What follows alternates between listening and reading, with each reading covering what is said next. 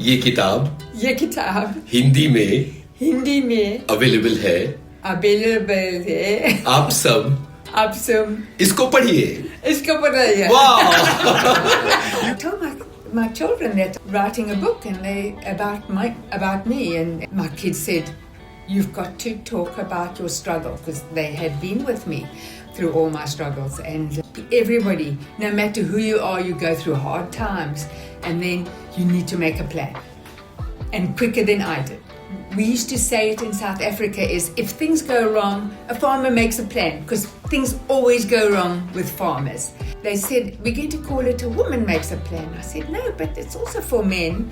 And they said, women need it more than men, and women buy books more than men. How much time it took to write this book? Because I think this was the first time you were talking about yourself. The first time talking about myself, because I did write a book. Then you are a single mother, and sometimes you get shunned. You know, people don't want to mix with a single mother. And in those days, nobody was a single mother. What advice would you give to a single Indian woman on raising her kids and helping them succeed in their life? Yeah. If the woman does not have an education, but maybe has a craft that she would like to do, but she's stopped from doing it, how do you break away? Yeah. You know, and will society accept you? आपके father एक जगह जाते थे तो अपना aeroplane disassemble कर देते थे, हाँ. और फिर दूसरी जगह जाते थे, फिर इसको असेंबल करते थे. अब आपका बेटा अंतरिक्ष में रॉकेट लेके जा रहा है, तो अब इनको कैसे, मतलब दोनों चीजों को कैसे मिला के देखती है?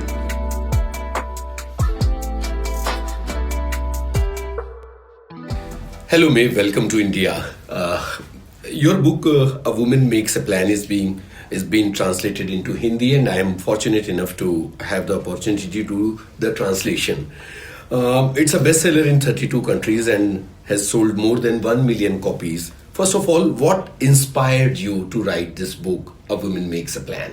Well, I wasn't inspired at all, but this literary agent wouldn't leave me alone. Oh. And said, you've got to write a book, you've got to. I said, I have nothing to say. And they said, I've seen you on television, many interviews, and I've seen you writing a lot, and you have a story. And I said, no, why would anybody read anything I write? Except like if it's research work in nutritional sciences, of course.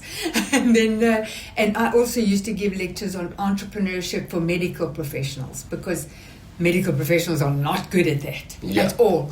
And then, so then I said, then they made me a good offer, and I'm thinking, I just have to talk about myself instead of doing research work for everything I print. And then I told my children that I'm writing a book, and they about me, and my kids said, you've got to talk about your struggles. And I said, no, I'm perfect. It's been a happy life. No, it is all wonderful. No, you talk about your struggles, because they had been with me through all my struggles. And so then I did bring it in, and it just seems like so many people relate. Everybody, no matter who you are, you go through hard times, and then you need to make a plan, and quicker than I did. Because you suffer, thinking somebody else will change. No, they don't change. And I'm laughing now, but I wasn't laughing at the time. You know? Yeah, of course. It's hard, and it's just, I get such good reviews, and people come to me and say how much it's helped them. You know, men come to me when it's more entrepreneurship or adventure, you know, like the Kalahari Desert. But women come to me because they just have changed their lives, and I'm surprised that it's so effective. Yeah, it's very effective. I need to know that how this name came into your mind. A Woman Makes a Plan. Okay, so it wasn't my plan to make that title. Yeah. So in the book, I talk about a boer maak 'n plan, and in Afrikaans it means a farmer makes a plan. And the reason we used to say it in South Africa is, if things go wrong, a farmer makes a plan, because things always go wrong with farmers. And and then you have to make a plan. All right. So I said, so I have that in my book, A Farmer Makes a Plan. And then my editors, the literary agents with whom you are in contact with, they said, we're going to call it A Woman Makes a Plan. I said, no, but it's also for men. And they said, women need it more than men, and women buy books more than men. Do you find that too? Yeah. Yeah, all right. Very true. Yes, well, they were right.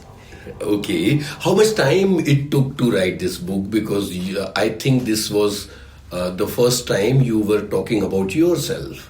First time talking about myself, because I did write a book called... On nutrition. Yeah, on nutrition. Feel Fantastic in 1996. And then I was on the cereal box.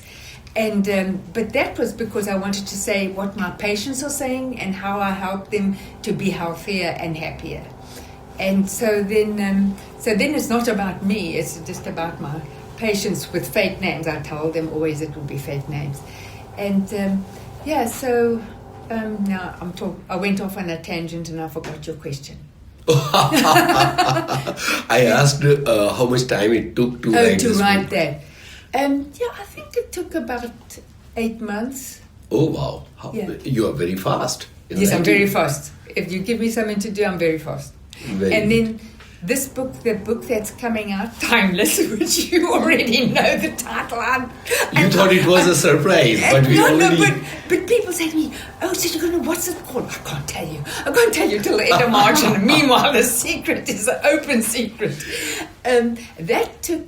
Yeah, still took me 8 months because I was traveling a lot for speaking engagements and modeling jobs. Yeah. What do you think of India and how excited you are to know that A Woman Makes a Plan is available now in Hindi in India? Yes. Well, I was very excited about that because this is now my 3rd time in India. The first time, that was when I explored it, with friends, and with Delhi and Agra and Jaipur and Chennai, and and spent 2 weeks. And that was lovely. Then you really get a good feeling. And then, of course, last year it was in Mumbai when I came there. Who was there in Mumbai? Actually, I live in Bombay, but I could not attend your function. Oh, so you call it Bombay? Mumbai. But I know. And when did the name change? I think two decades or so. Okay, but you grew up but people still say Bombay. Yeah, because the original name is always there in your subconscious memory. Yes. It's difficult to shift the names. Yes. Because I've met, I see a lot of Indian people, and they say they're from Bombay, and I'm saying, I think that's Mumbai, but I don't say it to them because I don't want to be stupid, and so it is the same. I should have asked Grok, but they've been so busy here. Yeah.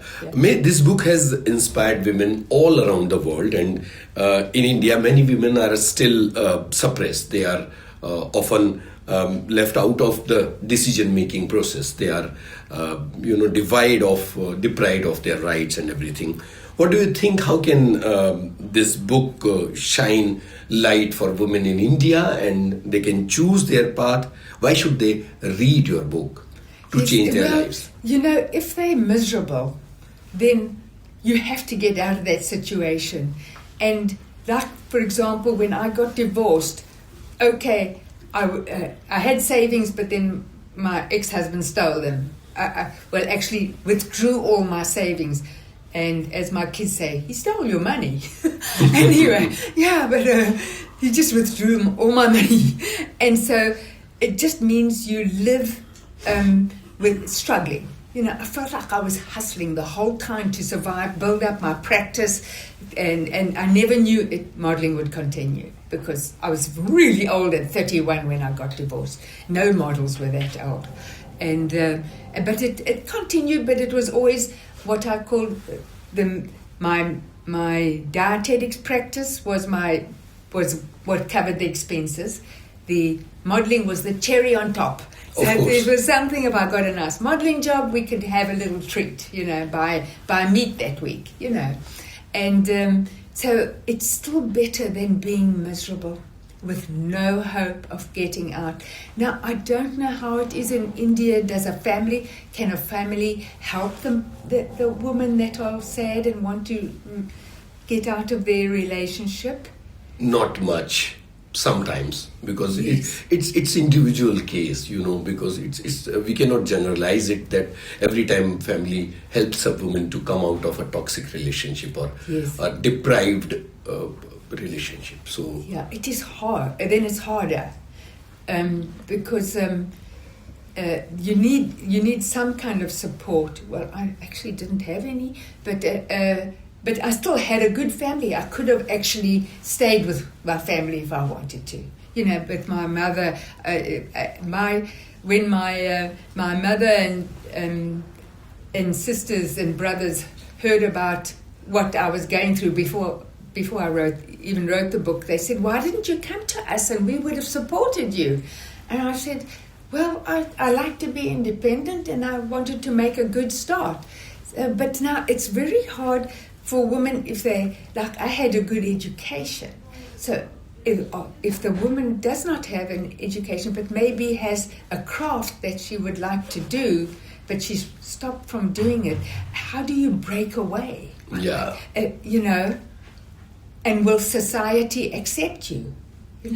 I mean, when I was 31 and getting divorced, no mother was running away with her kids, and I didn't know anybody who was divorced.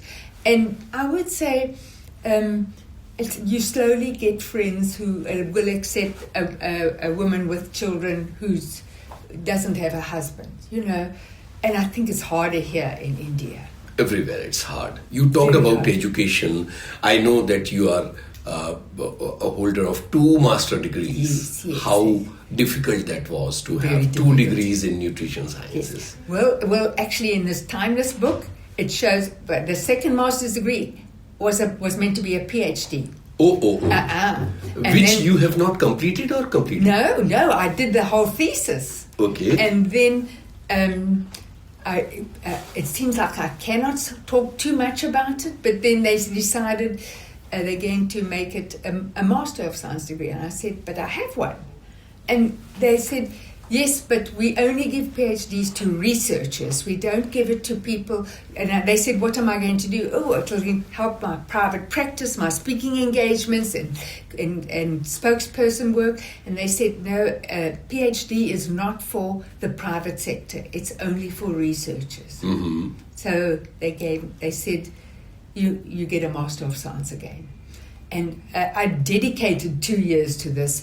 And I had to then change the front sheet of my thesis to Master of Science instead of PhD. And then I just packed my office. I had an office with all the professors and doctors. I didn't meet any Master of Science students. I believe they were on another floor.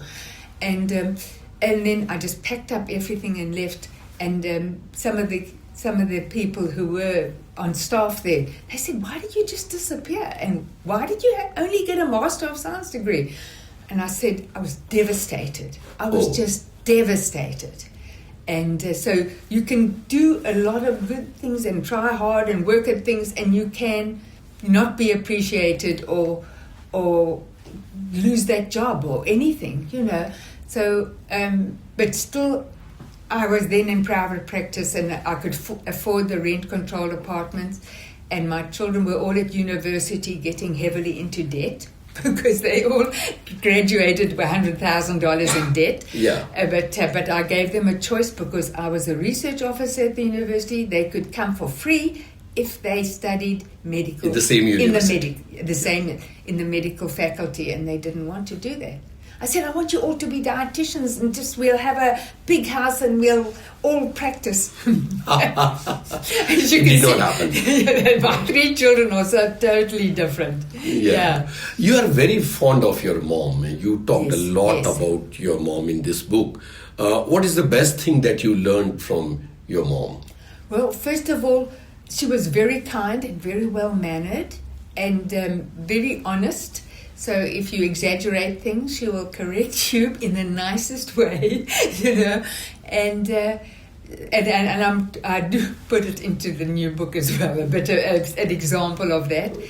And then, so she was always supporting my dad. She worked with my dad he was a chiropractor, he had a clinic. And she wanted us, she sent me to piano lessons. I had to do 5 exams over 5 years. And because she could play the piano by ear, she could hear a tune and then she can play the piano. And I found it so hard. I didn't have the talent, And so, the technicalities of piano. Oh yeah, after five exams, and now I had a teacher's diploma after five exams. I said to her, "Can I stop?" So she says, "Yes." "Oh, of course you can." And I thought, why didn't I tell her years ago that I wanted to stop? She thought that I was very mediocre, and then she also took us for dancing classes. We did ballet, we did ballroom, we did flamenco, we did modern dance, and so that helps a lot, especially now in the modeling. Sometimes they have me dancing. Whoa. I know. And so luckily I have that background. So she just kept on getting us educated. And funny enough, when I was about 14 or 15, she sent us to typing school just for the holidays. Okay. Over 3 weeks. And in those times, you put a cardboard box over your keyboard and you have to type without seeing the keyboard. Yeah. And so that made me really good at typing without watching the keyboard. And so the funny thing is, when we moved to Toronto, there was a computer program that would tell you how good you are at typing and give you a score. Yeah. So Elon was very fast on typing, and I was slower, but I was accurate. Wow. And I beat him. Well, he didn't sleep for days and nights practicing Mother until he could son, beat me. Mother won. He was just turned 18 and he was determined that he has to be better than me. And but that's good. That's fine.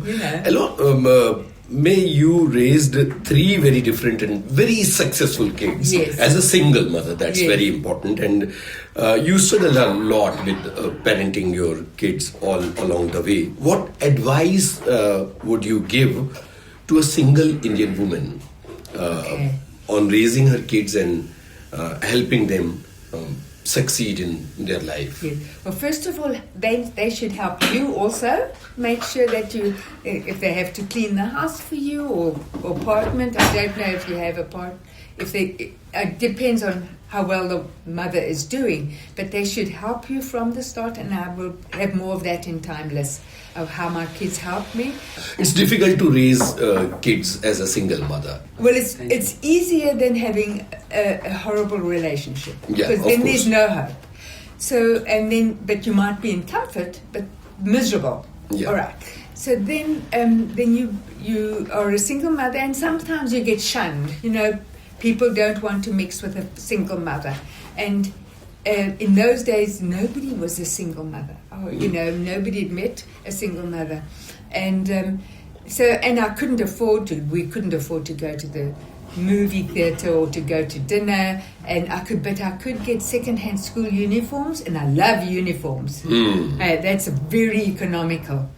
And then we just didn't do any of that thing, any of those things. And but they were fine with that. And I said to them, at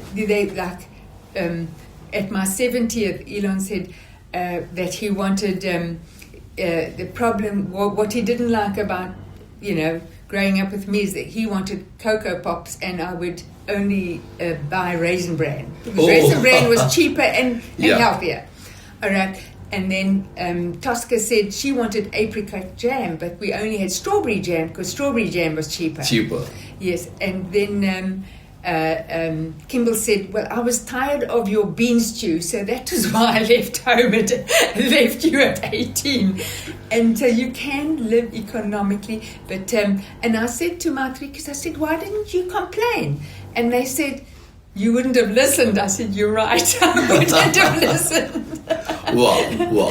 So children learn to adjust with the situation. They cannot be spoiled brats, so I wouldn't allow that. Yeah. And so then after that, So they were always very helpful to me.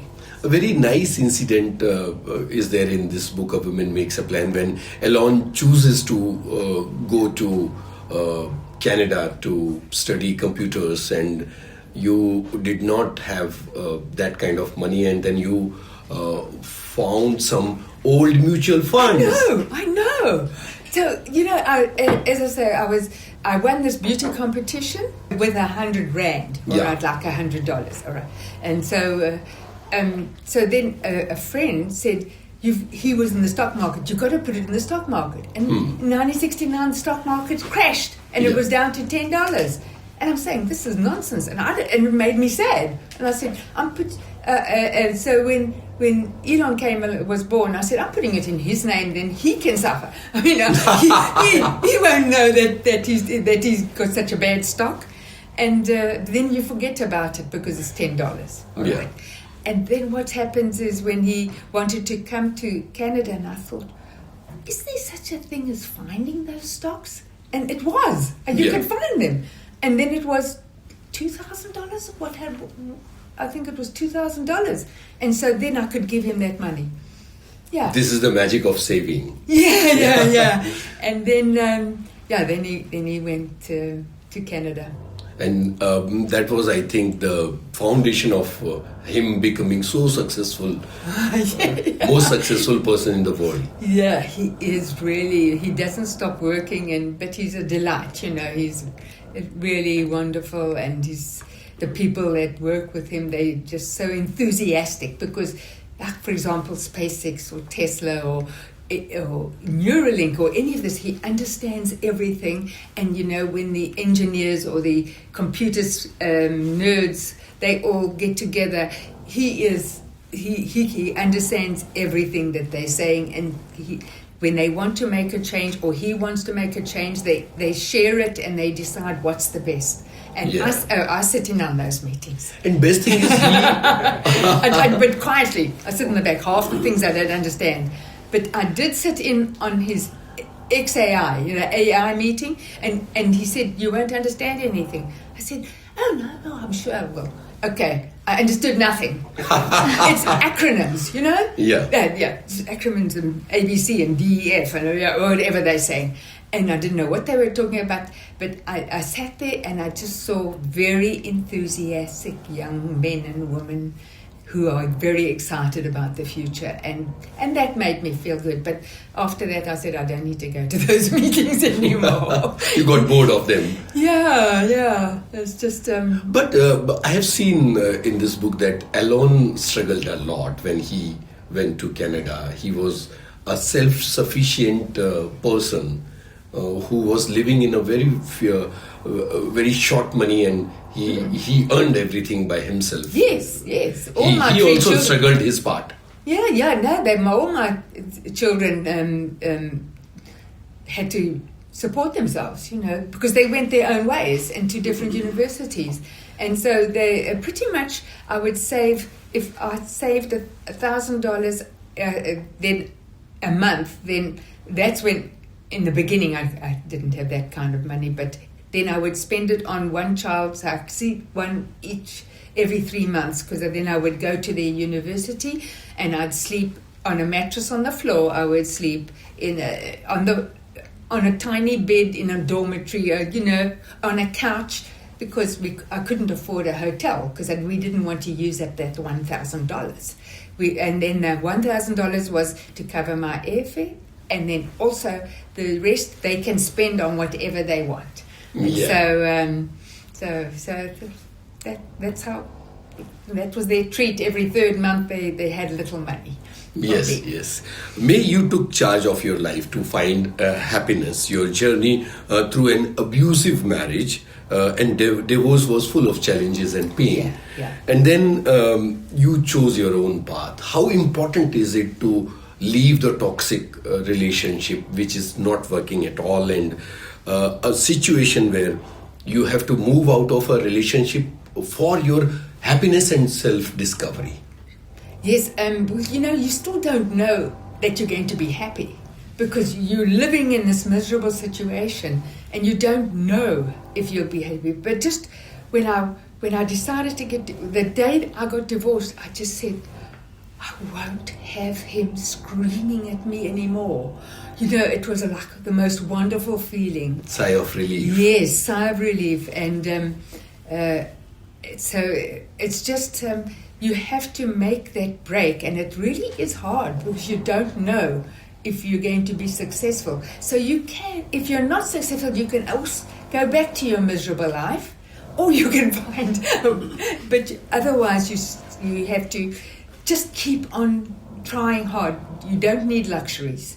You just have to fight hard for your own, to earn enough to put you and your children in the most inexpensive way, living quarters that you can. Yeah, and it's worth it because you still look forward to every day. Instead of where if you're in a toxic relationship, there's no hope and you're miserable every day. In India, many women and girls are living in a very toxic situation, in hardships, abusive relationships. What will you say for these girls and women so that they can choose happiness over their pain? Well, the thing is, they have to find some people that are supportive of them. First of all, people will know when they're in abusive relationships because in public, the man will insult the wife, and I've seen that happen. And then the wife has to find family or friends who and share her problems. I didn't do that. I just ran away. Yeah. And as I say, my family and friends, they said, "Why didn't you ask us for money?" I said, "Well, we could afford strawberry jam."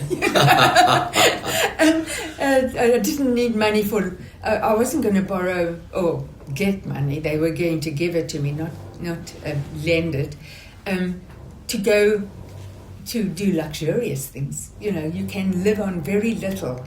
But you don't have that fear every day. And the thing is, I don't know how Indian men are going to like it that I say these things, but they need to behave better, to their wives or their girlfriends or whatever. And the reason all these men are here is because they feel the same way. Otherwise, you wouldn't have wanted to publish my book and translate it. And I just, I really feel these women have to find some kind of friends or family members that do support them. That sharing is important. That support means a lot. Yes. And do you think it's easy for them to find that? Actually, yes. Okay. But one has to have that courage to share their truth with others. Yes. So that's what I didn't do. I didn't tell anybody what I was going through. But that's very natural because one is very hesitant to share the exact situation, the abuse that one is facing. Yes. It's difficult to share this thing to others, very hard. Outside world. Yes, I didn't tell anybody, yes. And then my family were very surprised when they found out. Yeah. May, you started modeling as a college-going girl, and then you stopped it, and then you restarted modeling when you were mother of 3 kids. Yes. In your 30s. Yeah. How challenging was it? Okay, so I started modeling just small jobs when I was 15, and I never tried to because I didn't think I was any good anyway. And but my mom had 2 friends who had modeling schools. Yeah. And so they give me a free course and then they asked me to model and they pay me. And I thought, wow, I get paid to wear nice clothes? That's really special. But I never tried to be a model because they'd said that at 18 you pretty much are, you're too old anyway. Yeah. So then, but then I did carry on until I was 20 and then I gained a lot of weight final year of university. So then I didn't model at all, and then I got married because I was miserable and obese and back pain and knee pain and lonely and sad, because I'd moved away far away to another city. So I got married, and then I had 3 kids in 3 years. Of course, you don't model when you're pregnant and all that. And then it was when I was 28 that for the first time my husband then was going to hit me in front of other people, and that's when my mom found out why I was not allowed to see her. What they do is they say you can't visit your family, and so now she knew why she was not allowed to see me, and I wasn't allowed to contact her, and but she was a short woman, and in her like nearly 70, and she was so angry to find out why I'd run away.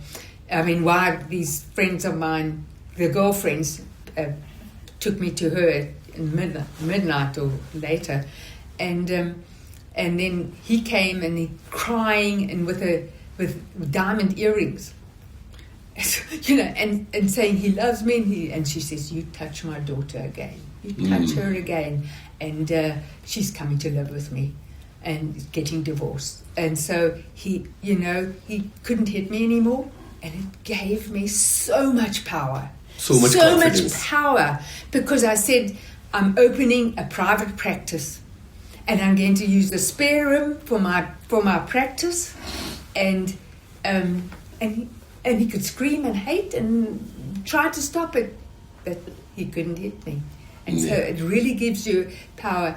And then I could go back to. I was asked to do modelling because they needed Mother of the Bride because I was so old at 28, very old, and I went back to modelling, and I could do it because I didn't have any bruises,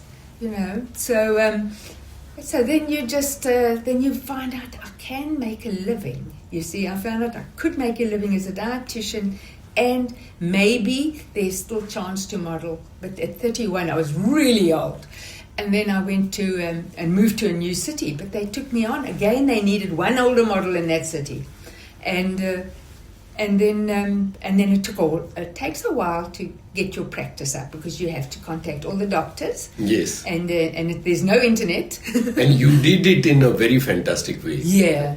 And you wrote letters and then postcards. And called them, and I would made one bedroom into an office and saw patients at home. What do you think that a woman in 30s can start modeling in current world in any country, especially in India? I think so. I just did a big modeling job this morning. Wow. And I'm 78 next month. So obviously they don't mind age. And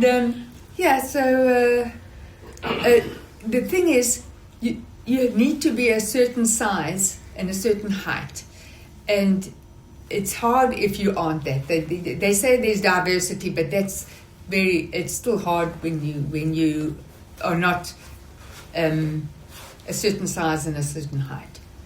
And so if you are, I've seen some very beautiful, tall Indian women. In this age group?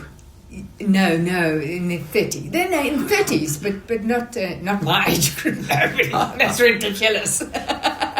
Anyway, so you wrote in this book that life can get a fresh start when you are at your 70s also. Yes, that's when I became the supermodel. That's why I had, and you become a cover girl. Yes, the cover girl. I know. And after that, I was a Dior ambassador, and before that, I was a Revlon and Oil of LA. I had so many other projects, but I wasn't. There wasn't the internet in that, so you couldn't let everybody know, And even if you're on TV, people still didn't quite know, but pretty much people became more aware. And then I use social media a lot, as you know, and that's what gets me my jobs. Yeah, I actually am recalling one incident which was there in this book where you were telling people that this is me on this board. Yeah. Was that a detergent powder advertisement or something like that? Yeah, was it a billboard in Times Square? Yeah. Yeah. That's me. That's me. Yeah, but on this board. I've had 4 in Times Square, and I don't even know any other model that has had 4. Even billboards. before that, also, when you went into a supermarket and you saw that there was an advertisement of a detergent powder or something, washing powder. Yes, yeah. And so funny in this book too, a new book. I took Kimball to Times Square, and I said, "Look, there's a billboard with me," and he says, "But you're always on billboards." I said, "No, this is Times Square." Okay. Yeah. So, Right. I guess There is this super inspiring story in your book when you took a modeling gig in, I think it was Mississauga, 40 minutes away from Toronto. Yes, I know. And you went into 3 feet deep snow, Yes. walking and it really was, and up here, up to my waist, because up to your waist. because that's Canada. That much of deep snow. Wow. That's Canada. Anyway, so it was up to my waist, and I was the only person walking there, but I knew that's where the road was, and there's the telephone pole. So I knew that the path This has line to I have be, to follow. This path had to be, and then I went into the production studio. And they say, "I'm sorry you had to drive in such bad weather." I said, "No, I took the bus." And they all looked at me in horror. But I couldn't afford a car, or rent a car, or take a cab. It was too expensive. Yeah. That was one example of your determination. and hard work. Yeah. I wanted that job.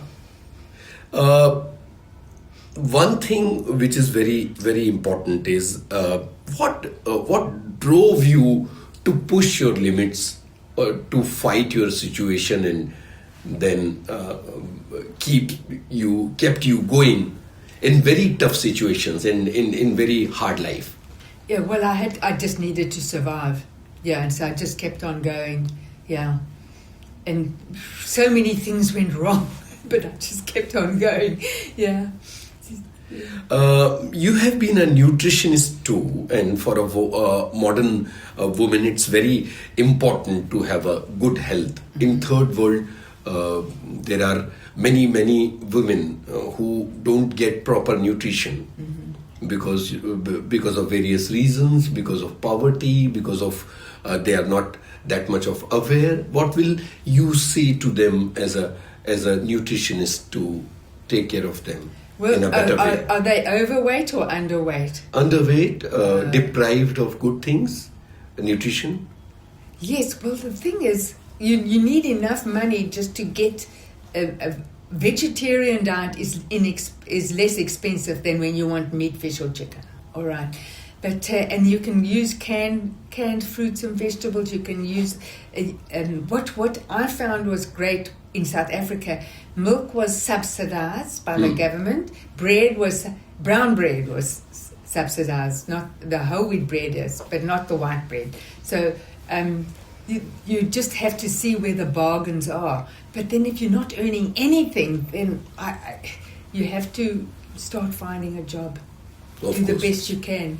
Right. It's very important to have a job, good education to get you in a better situation, better Yeah, life. I feel very privileged because I was educated. Yeah. And so that's an advantage. But not all the women are educated, hey? Yes. Because if their husbands keep them away from it. Right. I have read one story last week that in India, there are many kids, especially the young kids, are very obese because obesity hits in every age group, especially the young kids, because trigger foods and junk foods are there everywhere. And you are a person who always say that you have to restrict yourself of bad food. Yes, I do that. I have control now, but I have lost my control twice in my life, and it was stress related, but it was also because fatty foods are delicious, you know. Fat and salt, or they are fat very tempting, and sugar. They really are delicious, and so that's where I have to be careful. Yeah. So, what do you say of these people? How they can actually restrict their temptation? Well, if they're obese, then they are eating a lot of junk food. All right, because you can't gain weight without a high fat content. Fat has more than double the number of calories. Or do you do calories or kilogram? Calories, yeah. Calories per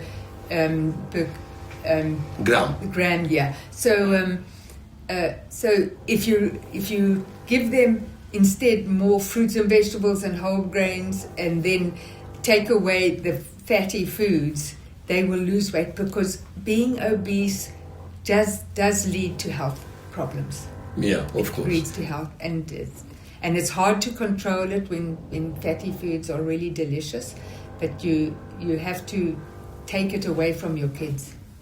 There's very interesting way you wrote in this book that you have to keep these junk foods in very small portions, because it's very tempting, and you can empty a full box of chocolate or a full box of junk food in one shot. Yeah, no problem. That was when I gained weight rapidly, because once you start increasing your appetite, you can keep on increasing it. In the beginning it's a bit hard, but then it gets easy to increase your appetite, and then you gain weight quickly.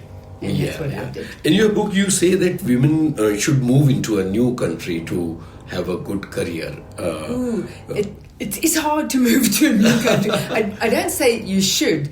What I say is you could move away from where you are, just to get away from the toxic thing. But you need to be able to afford to do that, because every move is a nightmare. I mean, it never goes easily.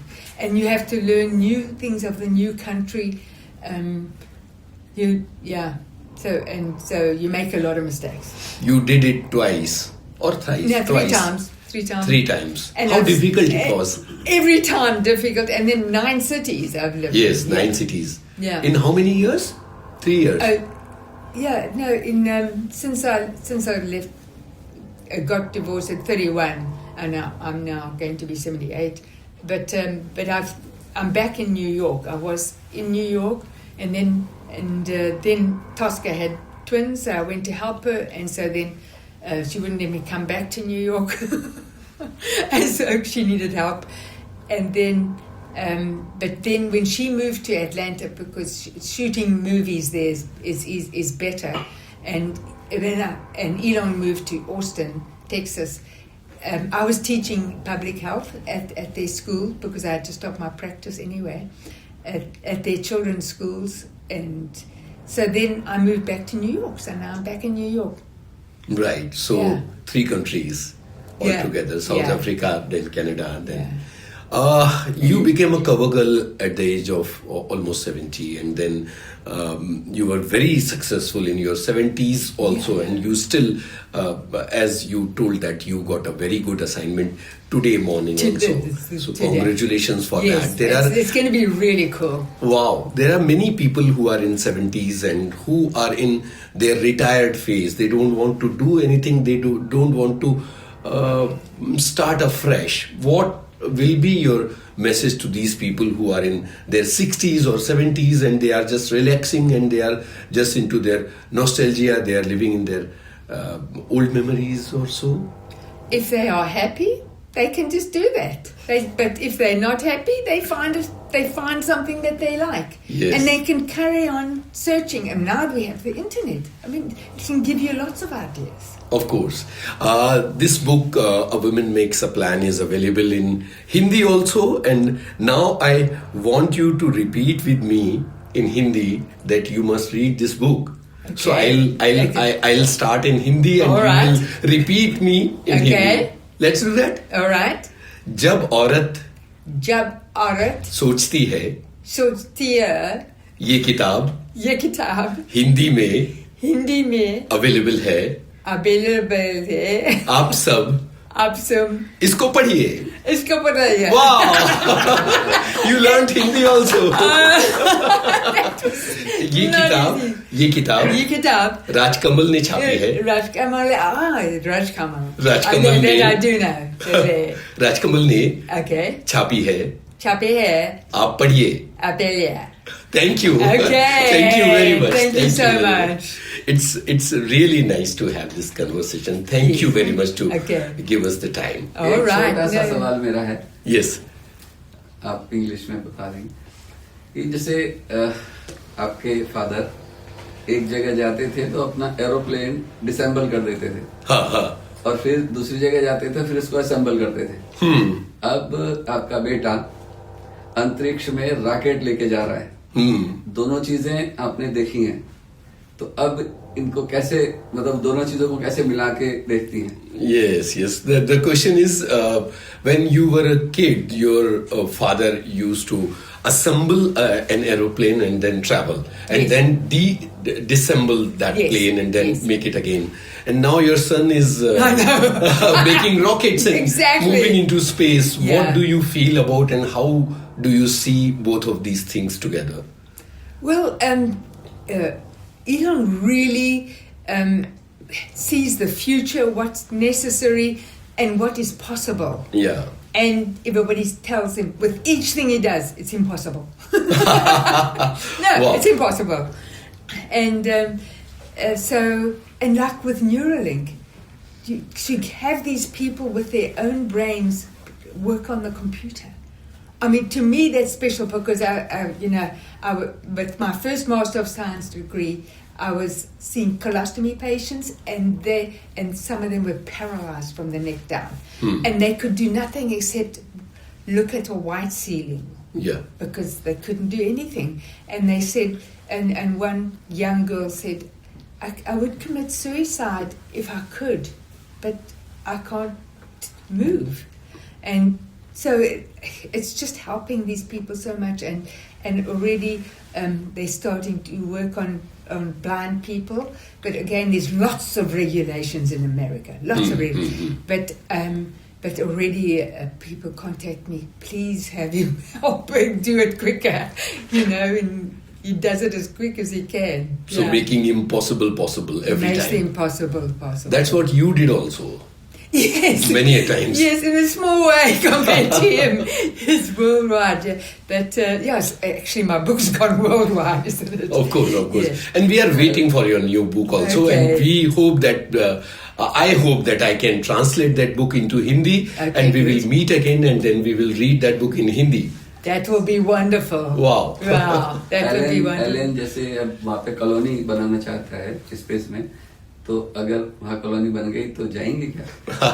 Do you want to go in the space if Elon makes a colony in space? Well, let's see. By the time he makes a colony in space, I'll be around 85. And I mean, when I flew here 15 hours, business class, flat bed, it made me tired and it was uncomfortable. So can you imagine going to space where you would either fly for 2 days, 48 hours to the moon, I think it is, and then isn't it 2 months to get to Mars? Yeah. I don't think they're looking for 85-year-olds to do that. I just want to ask you something. Yes. Yeah, I'm Deepshika. I'm from digital team. I manage social media. So I just want to ask you that what are your favorite books that you have loved while reading? Oh, well, I read a lot of, I used to read a lot of romance books because Tosca was making their romance movies. But, wow, I just wrote a book, so I didn't read anything because I was so busy. But now I just have to do the final manuscript in 2 weeks after I get back. And then I will start thinking about reading a book.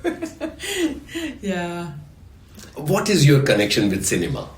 With cinema? Yeah. Yeah, well, Tosca, I go to all her premieres and I love that because she takes romance books that are bestsellers.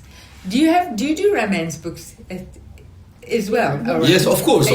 Every genre. They're bestsellers, hey? Yeah. And she makes them into movies exactly like the book. You know how people adapt you read a book and then you see the movie and you say, it's not the same. Yeah. But these are exactly the same, and the authors are there. And the authors, they look like they're lawyers, accountants, mothers. You know, they don't look like you'd think glamorous romance. Yeah. They write such glamour. Meanwhile, they're just family women. It's so Ever funny. thought about working in cinema? I've get many offers. I don't want to memorize lines. Oh. Yeah, and have no interest. Yeah, I do TV commercials because then there's 1 or 2 lines, or just smile and nod.